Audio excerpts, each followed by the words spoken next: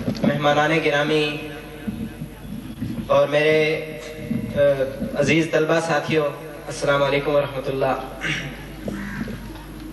مجھے اسٹیج پر بلایا گیا ہے کہ میں آپ کے سامنے جامعہ کے بارے میں اپنے تاثرات، یا جتنا عرصہ میں جامعہ میں رہا ہوں، اس عرصے میں جو کچھ میں نے سیکھا ہے اس بارے میں اپنے خیالات کا اظہار کر دوں۔ حضرات، میں بلا مبالغہ یہ بات کہہ سکتا ہوں کہ مجھے بہت کم وقت ملا ہے، اور اس وقت کے اندر میں اپنے تاثرات کو سمیٹنا جو ہے میرے لیے ممکن نہیں ہے،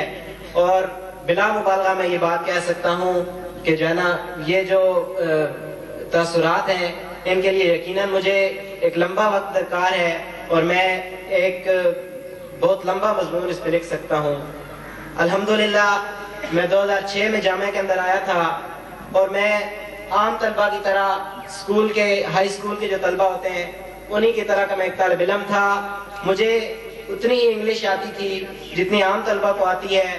مجھے اتنی ہی عربی آتی تھی جتنی عام طلبہ کو آتی ہے، اور میں کسی لحاظ سے بھی عام طلبہ سے ممیز نہیں تھا۔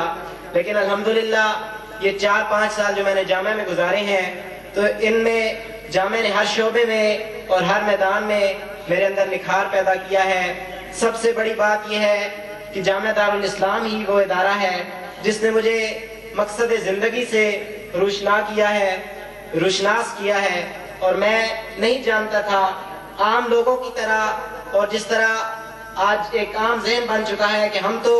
اس لیے پڑھتے ہیں تاکہ ہم نوکری کر کے، چاکری کر کے، کچھ کما کے اپنا پیٹ بھر سکیں۔ لیکن الحمدللہ جامعہ نے تعلیم کا اور علم کا حقیقی تصور میرے ذہن میں بٹھایا ہے، اور مجھے پتا چلا ہے کہ علم کا مقصد یہ نہیں ہے کہ میں کچھ پیسے کما لوں اور میں اپنا پیٹ بھر لوں، بلکہ علم کا حقیقی مقصد اپنے مقصد زندگی سے آگاہی ہے۔ تو سب سے بڑا جو جامعہ کا مجھ پر احسان ہے وہ یہ ہے۔ اس کے ساتھ ساتھ قرآن مجید، الحمدللہ میں قرآن مجید کو جامعہ میں آنے سے پہلے ہی حفظ تو کر چکا تھا، لیکن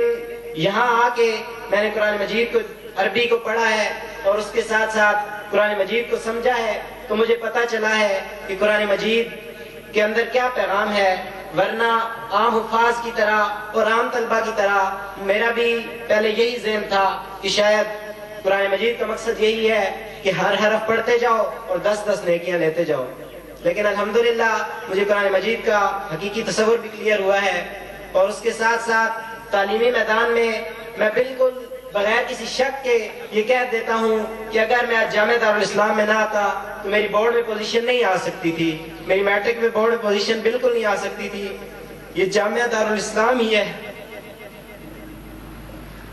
جامعہ دارالاسلام ہی ہے جس نے مجھے اس میدان تک پہنچایا ہے اور اس مقام تک پہنچایا ہے کہ میں آج الحمدللہ، مجھے پنجاب حکومت نے بھی کچھ دن پہلے ٹرپ کے لیے بلایا تھا،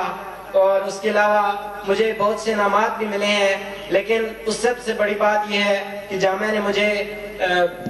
اس بات سے روشناس کیا ہے کہ میرا اس دنیا میں آنے کا مقصد کیا ہے۔ تو میں انشاءاللہ میں جامعہ کے ان احسانات کا بدلہ تو نہیں دے سکتا، لیکن اپنے طور پہ میں انشاءاللہ پوری زندگی میں کوشش کروں گا کہ جو کچھ کر سکتا ہوں وہ جامعہ کے لیے کروں۔ شکریہ۔